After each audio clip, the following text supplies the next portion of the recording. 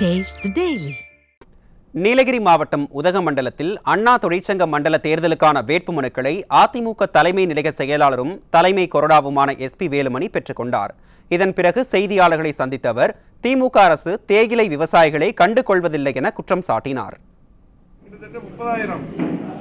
கூட்டுறவு தேயிலை விவசாயத்துக்கு ₹2 கிலோவுக்கு கூடுதல் விலை வழங்கினார் எடப்பாடியார்.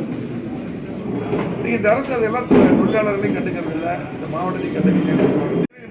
முக்கியமான பிரச்சனை பார்த்தீங்கன்னா இந்த இ-பாஸ் பிரச்சனை.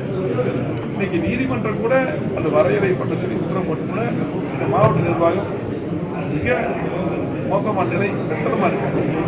இன்னைக்கு பார்த்தீங்கன்னா தேவையெல்லாம் கரெக்டாக வரையறை பண்ணி அந்த போக்குவரத்தை அந்த டிராபிக்கை சரி செய்யணும், போக்குவரத்து நெரிசலை சரி செய்யணும். இன்னைக்கு நீலகிரி மாவட்டத்துடைய இங்கே இருக்கக்கூடிய மக்களுடைய வியாபாரிகளுடைய வருமானமே போகுது 30% இன்னைக்கு வெளிமாநிலத்துக்கு மற்ற வரவர்கள் குறைஞ்சிட்டாங்க. இதனால் நீலகிரி மாவட்ட வளர்ச்சியே குறையுது.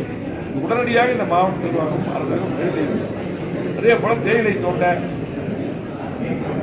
தொழிலாளர்கள் விவசாயிகளுக்கு கண்டிப்பாக கூடுதல் விலை நிர்ணயம் செய்து எடப்பாடி வழங்குவது போல அம்மா வழங்குவது போல அந்த நிதியை வழங்க வேண்டும் என்று அதுக்கு தேவையான அகழி வெட்டி விண்வெளி அமைச்சு யானை பின்னோம். இதெல்லாம் நம்முடைய ஆட்சி எடப்பாடியாக இருக்கும்போது நாங்கள் பண்ணோம்.